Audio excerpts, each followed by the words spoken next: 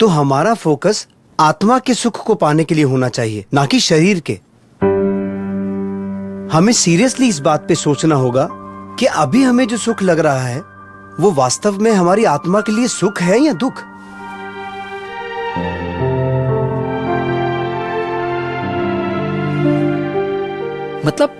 मतलब सुबोध ये कहना चाहते हैं कि हम जिसे सुख मानते हैं वो असल में सुख नहीं है।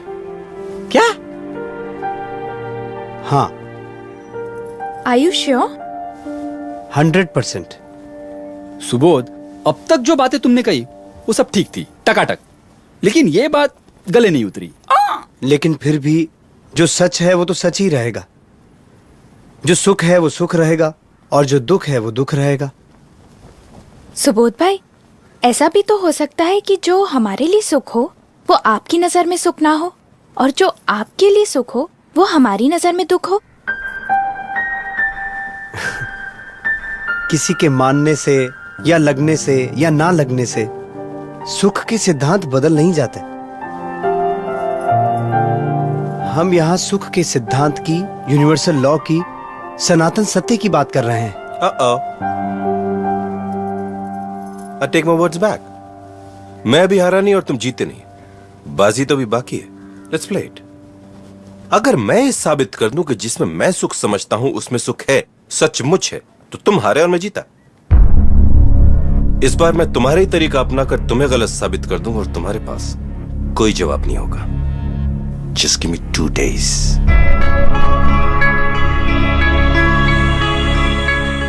सर, वो पहले से ही डिफरेंट है। बचपन में ही उनकी माँ गुजर गई और पिताजी के साथ उनकी सोच नहीं मिलती।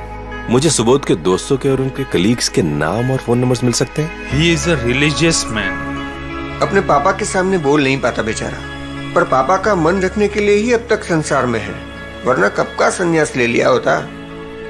जब तक मैं आपसे ना कहूं, आप प्लीज उन्हें ये मत बताना कि ये सब आपके कहने से हो रहा है।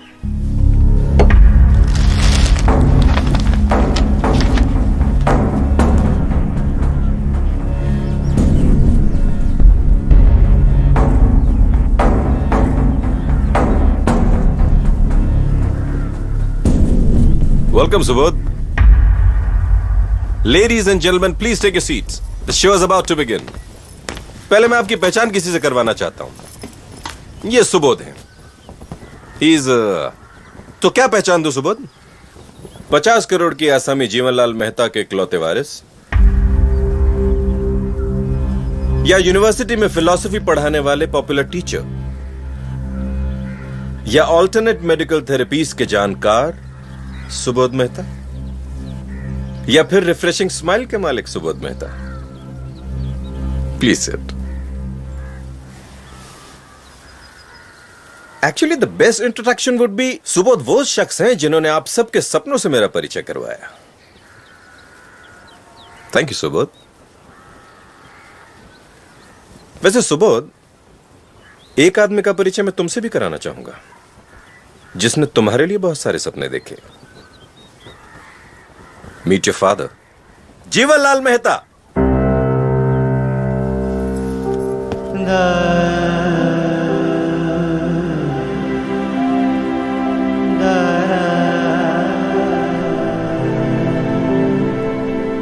प्लीज आइए सर।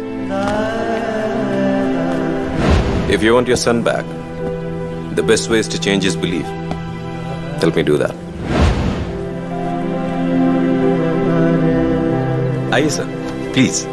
Thank you. आज से कुछ 17-18 दिन पहले सुबोध हमारी जिंदगी में आए उम्मीद की किरण बनकर, कि वो हमारे पिता की इच्छा पूरी करने में हमारी मदद करेंगे, और उनका ट्रीटमेंट देखकर हमारी उम्मीद सचमुच बढ़ गई थी। बस ये एक ही ऐसी चीज है जिसमें फेल हुए।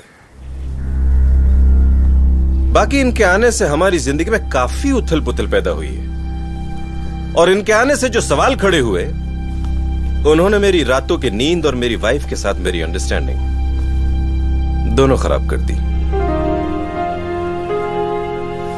और जो सवाल खड़े हुए उनमें से पहला है कि मेल्स कौन भेजता है? उसका जवाब है श्रीमान सुबोध मेहता खुद। दूसरा सवाल है कि ऐसा क्यों करते हैं? उसका जवाब है आत्मा के एग्जिस्टेंस को प्रूव करना चाहते हैं और हम सबको यह समझाना चाहते हैं कि जिसे हम सुख समझते हैं वो सुख नहीं है, सुख की भ्रमणा है, जिसमें से आत्मा वाला पार्ट तो हम मान चुके हैं और दूसरा पार्ट गलत है, यह मैं साबित कर दूंगा। तो आज मैं साबित कर दूंगा कि तुम्हारी बिलीफ गलत है। सुख को भ्रमणा समझना तुम्हारी भूल है। याद है तुम्ही ने कहा था सपनों से भर दो कमरा फुल, फिर एक चीज मिलेगी वंडरफुल, और वो वंडरफुल चीज थी अर्ज ऑफ हैप्पीनेस।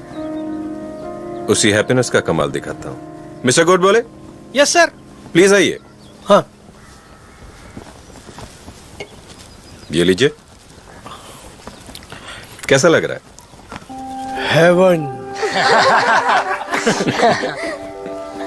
Thank you.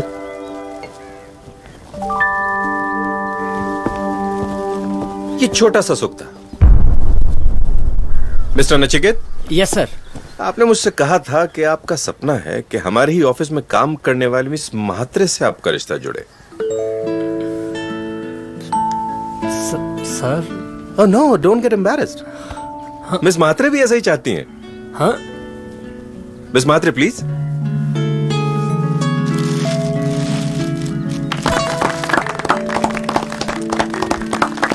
देखिए इनकी आंखों में प्यार देखिए, खुशी देखिए। मिस्टर श्रीनिवासन। Yes sir. मेरा घर का सपना पूरा होने जा रहा है। अब आप छोटी सी चौल में नहीं रहेंगे। मेरी ऑफिस के नई ब्रांच में आप मैनेजर होंगे। आपकी सैलरी 85,000 रुपीज से बढ़ाकर 1,15,000 की जाती है और आपकी 10 साल की सेवा को ध्यान में रखते हुए आपको इंटरेस्ट फ्री लोन दिया जा रहा है 15 लाख रुपए का। Thank you sir. Thank you. Thank you. No, don't thank me, you fully deserve it. Please sit. हाँ तो mister Subodh Mehta, now prove it to me that I'm wrong. ये सब लोग जो इस समय अनुभव कर रहे हैं सुख का, वो सुख नहीं, ये भ्रम है। Prove it. और मैं कहीं सुनी नहीं, खुद के अनुभव की बात कर रहा हूं, और सिर्फ मेरी या इन लोगों की नहीं, इस दुनिया के मैक्सिमम लोगों की बात कर रहा हूं। इस सुख को कैसे झुठला सकते हैं आप?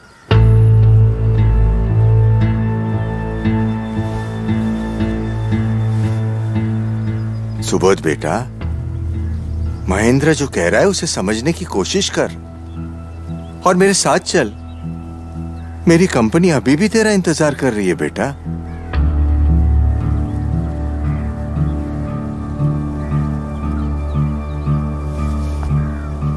फर्स्ट ऑफ ऑल मेरे पापा को यहां लाने के लिए तुम्हें थैंक्स बोलना चाहूंगा महेंद्र। You're welcome. यहां हो सकता है पापा मेरे मन की बात सुने और उसे समझने की कोशिश करें। अगर तुम सही साबित हुए तो। अगर मैं गलत साबित हुआ तो आपकी इच्छा जरूर पूरी होगी पापा। मैं आपकी कंपनी ज्वाइन कर लूंगा। पर कहीं मेरी बात अगर सही साबित हुई तो महेंद्र तुम भी अपनी जिद छोड़कर अपने पापा की इच्छा पूरी करना। कौन सी इच्छा? वो मैं तुम्हें बाद में बताऊंगा। मेरा सपना साकार हो रहा है। अभी कहूंगा तो तुम्हें ऐसा लगेगा कि अपना पॉइंट ऑफ व्यू स्ट्रांग करने के लिए तुम्हारे पापा का सहारा लिया, और मैं ये चाहता हूं कि आप मेरी बात से तभी सहमत हो जब आपको मेरी बात सही लगे। हालांकि मुझे पता है कि यह काम मुश्किल है, पॉपुलर बिलीफ से एकदम ही विपरीत है, और मेरी बात सही लगे तो भी शायद अच्छी ना लगे, ऐसे भी चांसेस हैं। लेकिन कोई बात अगर सच्ची हो तो उसमें इतनी ताकत अपने आप आ जाती है कि वो सबके दिलो दिमाग पर असर छोड़ जाती है। और मैं सुख की ऐसी ही ठोस सच्चाई से अपनी बात शुरू करना चाहूंगा। सुख एक ऐसी वंडरफुल और मजेदार फीलिंग है कि हम उससे कभी अलग होना नहीं चाहते। सुख की चाह हमेशा हमारे दिलो दिमाग पर छाई रहती है। सपनों से भर दो कमरा फुल, फिर एक चीज मिलेगी wonderful. The urge of happiness in every living being. तो क्या सुख की सर्वमान्य व्याख्या ऐसी कर सकते हैं कि सुख वही है जिससे हम कभी ऊब ना जाएं, कभी जी ना भरे? Agreed. पापा, हाँ, एवरीबडी,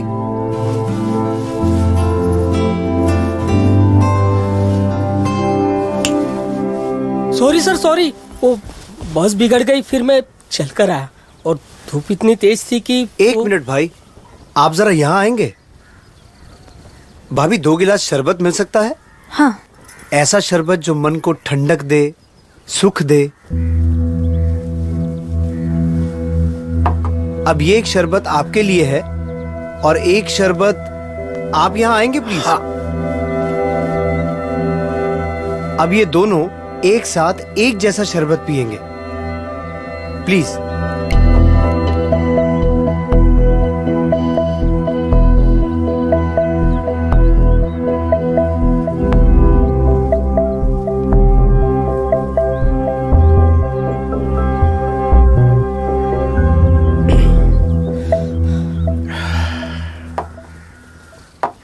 अब इन दोनों में से किसको ज्यादा सुख मिला?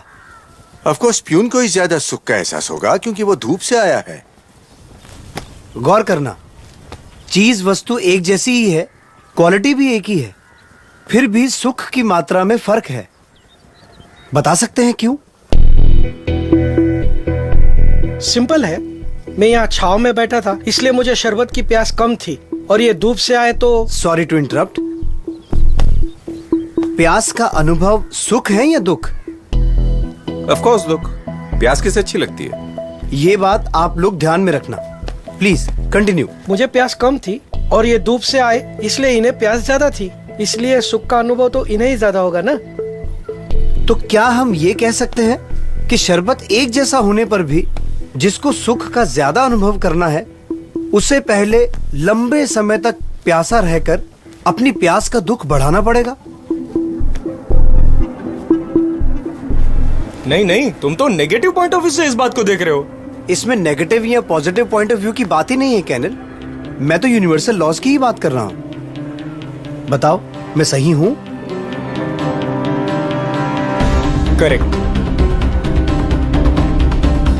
तो अब इस सुख की बुनियाद क्या है, शरबत या प्यास का दुख? उसकी प्यास का दुख। अरे भाई कम या ज्यादा, लेकिन शरबत से सुख का अनुभव तो हुआ ना। मतलब तुम्हारे हिसाब से शरबत हमेशा सुख ही देगा, दुख नहीं, राइट? ठीक है, भाभी सर के लिए एक शरबत और लाना प्लीज। नहीं नहीं, अब प्यास नहीं है। अरे प्यास का दुख खत्म होते ही इनका मुंह तो बिगड़ गया। पर मुंह बिगड़े तो बिगड़े, हम तो इन्हें सुख देना चाहते हैं, इसलिए हम तो इन्हें थोड़ा और शरबत पिलाएंगे प्लीज। सुबोध रहने दे, उसे तकलीफ हो रही है।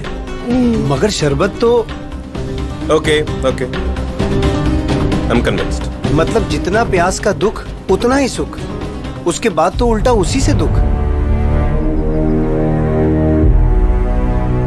इनका बिगड़ा हुआ मुंह हम सबने देखा, राइट महेंद्र? ठीक है, आप लोग जाइए, थैंक यू। अब आप मिस्टर जिनका चौल से फ्लैट में शिफ्ट होने का सपना है, यहां और कोई है जो झोपड़े में रहता है? हाँ, मैं।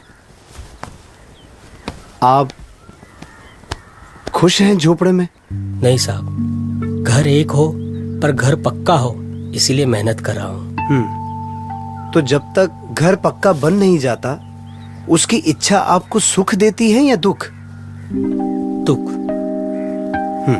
बैठिए। अब बताओ महेंद्र, इच्छा में सुख है या दुख? ओके। अब और कोई जो फ्लैट में रहता हो लेकिन बंगलों में जाना चाहता हो? Sir, me and I am also working very hard for it. तो अब बताओ, किसको ज्यादा सुख मिलेगा? तीनों को अलग अलग घर चाहिए, तीनों उसके लिए पूरी मेहनत भी कर रहे हैं। एंड जस्ट इमेजिन कि उनको अपना मनचाहा घर मिल जाता है, तो घर में पहला कदम रखते ही सबसे ज्यादा सुख किसको मिलेगा? भाभी, तीनों को एक जैसा ही सुख मिलेगा। क्यों? घर की क्वालिटी और घर की कीमत तो अलग अलग है। हाँ, फिर भी तीनों की चाह तो एक जैसी है ना, तो सुख भी एक जैसा ही मिलेगा। मतलब घर की क्वालिटी अलग अलग, फिर भी घर पाने की इच्छा और मेहनत की पीड़ा एक जैसी होने की वजह से पीड़ा के शमन का आनंद भी एक जैसा। हाँ, लेकिन घर सुख तो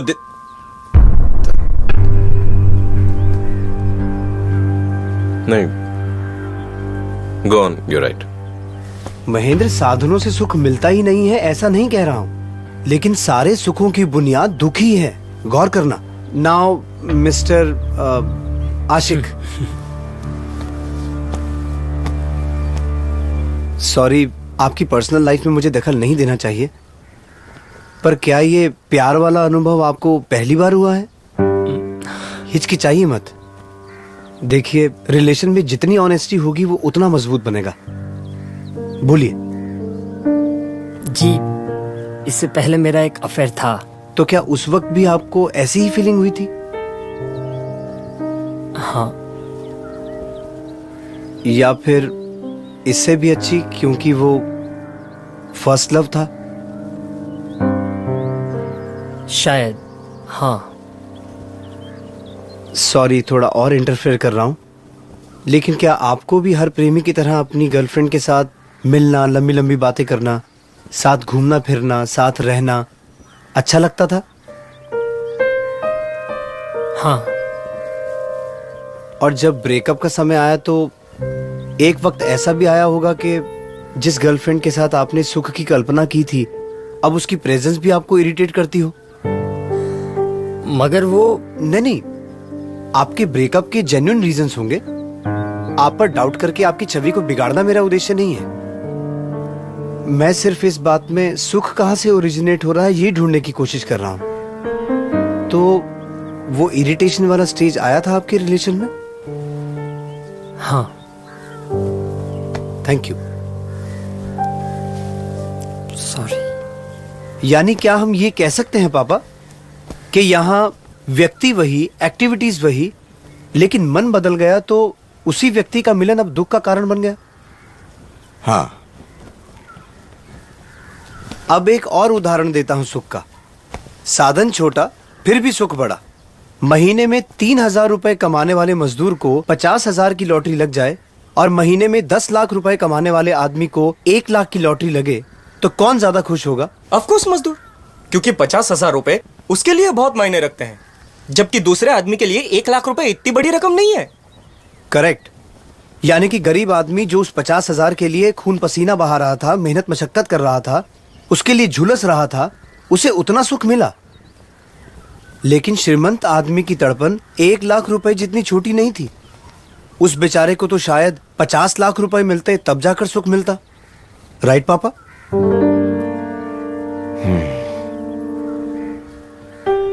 मतलब पेन रिलीफ का प्रोसेस ही सुख बन के रह गया है।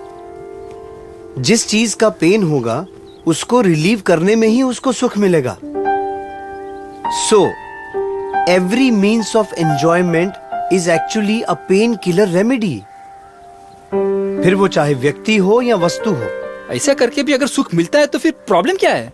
फिर तो हॉस्पिटल में जाना या घाव लगने पर मरहम पट्टी करना या रोग होने पर दवाई करना, इन सबको भी एंजॉयमेंट मानना पड़ेगा।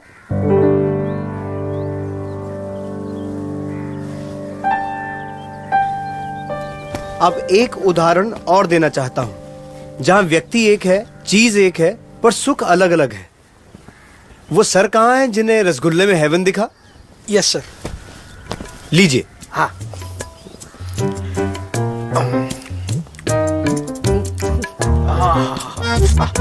एक और।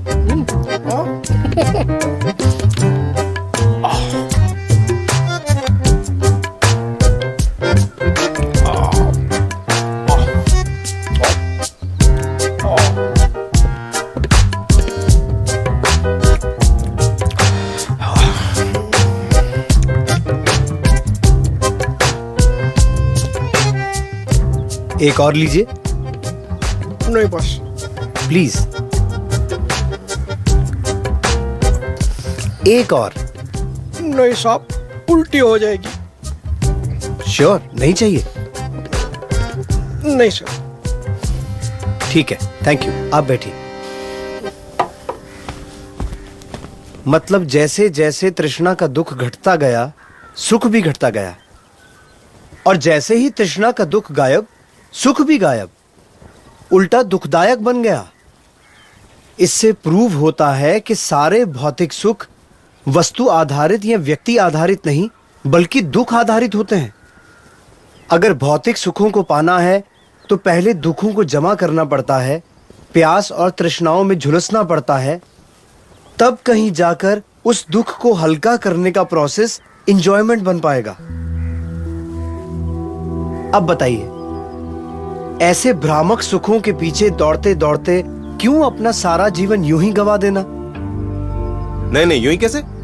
जो लोग सक्सेसफुल होते हैं, मेहनत, बुद्धि और लगन से सक्सेस हासिल करते हैं, उनके जीवन को यूं ही गवा देना कैसे कह सकते हैं? ठीक है, एक नजर ऐसे सक्सेसफुल लोगों की जिंदगी पर भी डाल लेते हैं। होता यह है कि बचपन में खिलौनों में सुख दिखता है, थोड़ी समझ आते ही दुनिया को नए नजरिए से देखने लगते हैं। तब खिलौने छोड़कर यार दोस्त, होटल, सिनेमा, प्यार, मोहब्बत, इन सब में ही दुनिया भर का सच्चा सुख है ऐसा मानने लगते हैं। पर मैच्योरिटी आते ही सेफ एंड सिक्योर भविष्य में सुख नजर आने लगता है। फिर डिग्री, नौकरी, बिजनेस, बीवी बच्चे, परिवार, ये सब जमाने में ही सही सुख लगता है। ये सब मिलता है तो अगली स्टेज में best in business and best in society बनने की कोशिश रहती है। और जैसे तैसे मेहनत, मशक्कत, टेंशन, रिजेक्शन, एडजस्टमेंट, ये सब करते करते सब पा भी लें तो तब तक उम्र निकल जाती है, शरीर लड़खड़ाने लगता है। तब परिवार से सच्चा सुख मिलेगा ये सोचते हैं, पर तब तक तो उनकी अपनी सुख पाने की यात्रा शुरू हो चुकी होती है। उसमें चाहते हुए भी वो आपको कितना समय दे पाएंगे?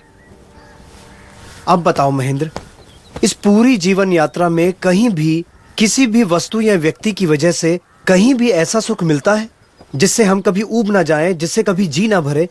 ऐसा सुख मिलता है?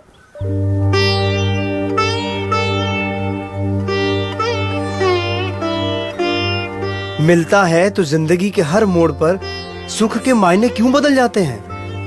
क्यों उम्र बढ़ते ही इच्छाएं बढ़ती जाती हैं? प्रॉब्लम यह है कि हम सुख की भ्रमणा से प्रेरित होकर दौड़ते ही रहते हैं और अंत में अनंत इच्छाओं से पैदा हुए दुख के ढेर पर सुख का इंतजार करते बैठे रहते हैं। और महेंद्र, ये भी कही सुनी नहीं बल्कि अनुभव की बात कर रहा हूं। वो भी सिर्फ मेरी तुम्हारी नहीं, बल्कि दुनिया के मैक्सिमम जीवों की बात कर रहा हूं। आप ही बताइए पापा, इसमें कहां है सुख? आपकी कंपनी में मिलेगा मुझे सच्चा सुख? और ये सब सुनकर क्या आप लोगों को भी ऐसा लगता है कि इस भौतिक विश्व में किसी ने भी इंद्रियों के भोगों के साधनों से कभी ऊब न जाए ऐसा सुख पाया है? नहीं पाया है। ये पॉसिबल ही नहीं है, क्योंकि सारे भौतिक सुख दुख से इतने गहरे जुड़े हैं कि जैसे ही दुख गायब होता है, सुख ऑटोमेटिकली दुख में कन्वर्ट हो जाता है। फिर कहां रहता है सुख? क्योंकि सुख की व्याख्या तो हम पहले ही तय कर चुके हैं कि जिससे कभी ऊब ना जाए वही सुख है।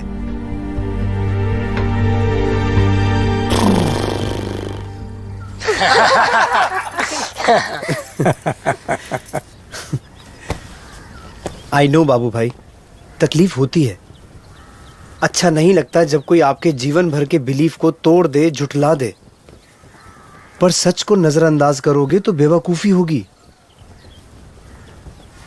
I know it is difficult. हमारी बुद्धि उसे मान भी ले, लेकिन ईगो उसे स्वीकारती नहीं है। पर भ्रमणाओं में जीने में नहीं, सत्य को स्वीकारने में ही समझदारी है। He is right. महेंद्र बाबूजी बोले। बाबूजी, अरे सुबह, thank you very much, thank you very much. अरे वाह, चमत्कार हो गया। बाबूजी,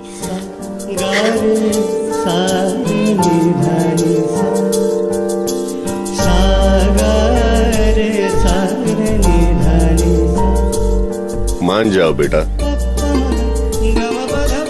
वरना मेरी जैसी हालत होगी। ये देखो भाई, आपका नाम भूल गया हूँ, आपकी बातें याद है, हमारे बीच हुई बहस की एक एक बात याद है। सक्सेस के नशे में जिस सत्य को नकारा था, बुढ़ापे और बीमारी में वही सच अनुभव बनकर मेरे सामने आया। उस वक्त खुले हृदय से इस बात को स्वीकार लेता तो आज शायद ये नौबत ही नहीं आती। खैर, मैं चाहता हूं कि जो गलती मैंने की वो मेरे बच्चे ना करें और अपने जीवन को पशु समान बनाकर ना गंवाएं। क्या आप मेरा इतना काम कर सकते हैं? मेरे बच्चों को वही बात समझा सकते हैं जो आपने मुझे समझाई थी? प्लीज। कुछ साल पहले इंसिडेंटली हमारी मुलाकात हुई थी। तब आपके पापा ने भी मेरी बात मानने से इनकार कर दिया था। ईगो। पर जैसे जैसे वक्त बीतता गया मुझे लगने लगा कि मैं दुखों के ढेर पर बैठकर सुख का इंतजार कर रहा हूं मैं। और वो ये नहीं चाहते थे कि आप सबकी दशा भी ऐसी ही हो, इसलिए उन्होंने मुझे यहां बुलाया। अगर ये सच है तो भी कितना रूखा सच है। सब छोड़ दो, संसार छोड़ दो, सब झूठा है, मोह माया है। तो क्या सच है? सुख कहाँ है? I mean, करना क्या है? मैंने पहले ही कहा था कि मेरी बात सच्ची लग भी जाए तो भी अच्छी नहीं लगेगी, क्योंकि सच्चे सुख का स्वाद चखा नहीं अब तक। एक चेन स्मोकर सिगरेट छोड़ेगा तो कुछ दिन तक आकुल व्याकुल हो ही जाएगा, कहीं मन नहीं लगेगा उसका। ऐसा ही है ये। जन्मों जन्म से सुख की भ्रमणा को ही सुख समझने की आदत पड़ चुकी है। बिलीव मी, जिस दिन सच्चे आत्मिक सुख की अंश मात्र भी अनुभूति हो जाएगी, ये सारे सुख आपको फीके लगने लगेंगे। असल में ये बात रूखी नहीं है, आप जिसे सुख समझते हैं वो रूखा है, इनफैक्ट डेंजरस है। कितने संघर्षों के बाद क्षण भर का सुख और सहनी पड़ती है युगों की यातना।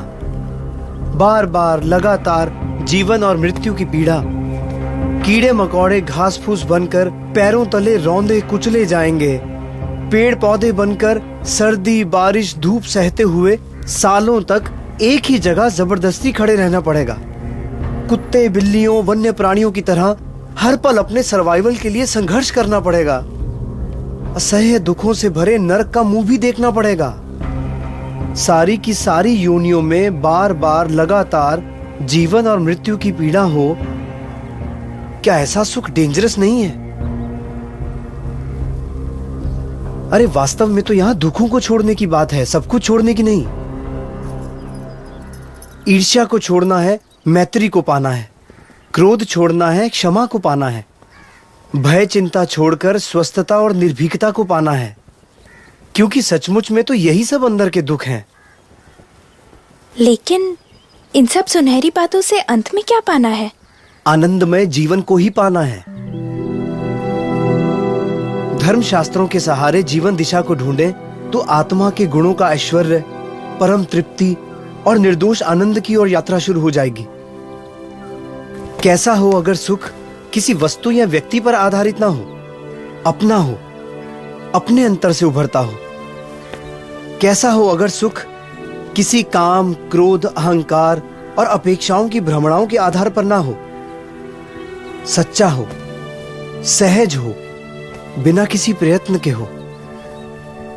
कैसा हो कि सच्चा सुख क्षणिक ना होकर सतत हो, निरंतर हो। ऐसा सुख मिले जिससे कभी ऊब ना जाओ। रसगुल्ला हो या राज संपत्ति, आदमी उससे ऊब ही जाता है, फिर आगे किसी और चीज में सुख ढूंढने की कोशिश करता है। लेकिन हमारी आत्मा में ऐसा सुख हो जिससे कभी जी ना भरे, जहां कोई शंका कुशंका द्विधा नहीं, पर कंप्लीट क्लैरिटी है। जहां कोई डर भय चिंता नहीं, बल्कि आत्मा की निर्भय स्थिति है।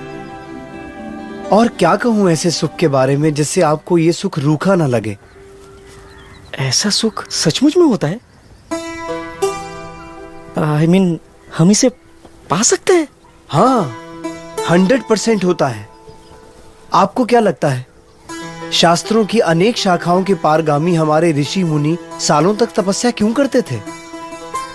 अपने शरीर को पीड़ा देकर भी जंगलों में, पर्वतों की गुफाओं में ध्यानमग्न क्यों रहते थे? पागल थोड़ी थे कि घर बार संसार छोड़कर यूं ही चले गए। वो तपस्या कर रहे थे संपूर्ण सुख पाने के लिए, मोक्ष का सुख पाने के लिए। और इन सुखों को प्राप्त करने से आपको भी कोई नहीं रोक सकता। जरूरत है साधना की, क्योंकि अभी अगर पुरुषार्थ नहीं करोगे तो उम्र के आखिरी पड़ाव में कीमती मनुष्य भव यूं ही व्यर्थ गवा देने की निराशा का सामना करना पड़ेगा। और मनुष्य भव के अलावा बाकी किसी भव में ज्ञान पाने की संभावना रेयर या नहीवत है।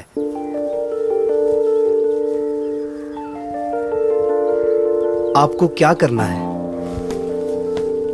महेंद्र, सोच लो। मोक्ष नाम की वंडरफुल चीज चाहिए या इसी दुख आधारित सुख की भ्रमणा में ही जीते रहना है?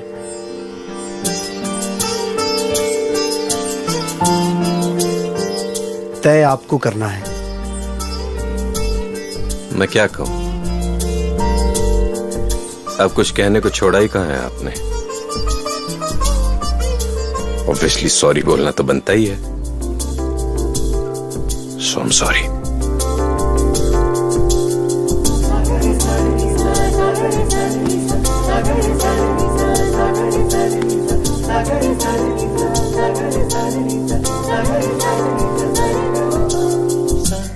और अब ये भी बता दो कि आगे क्या करना है इस मोक्ष नाम की वंडरफुल चीज को पाने के लिए। मोक्ष शिखर तक पहुंचने के लिए ज्ञान के ऐसे कितने स्तर पार करने होंगे, उन्हें पार करने की तरकीब क्या है, और एक एक स्तर पार करने से क्रमशः कैसे आत्मा का दुख घटता जाएगा और सुख बढ़ता जाएगा, ये सब देखना समझना हो तो पधारिए सत्य शोधक दृष्टि से पूर्ण ज्ञान की यात्रा में।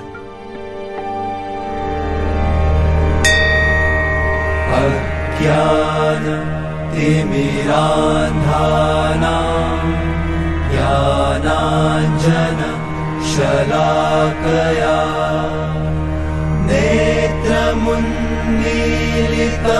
येन तस्मै श्री गुरवे नमः। तस्मै श्री गुरवे नमः। तस्मै श्री गुरवे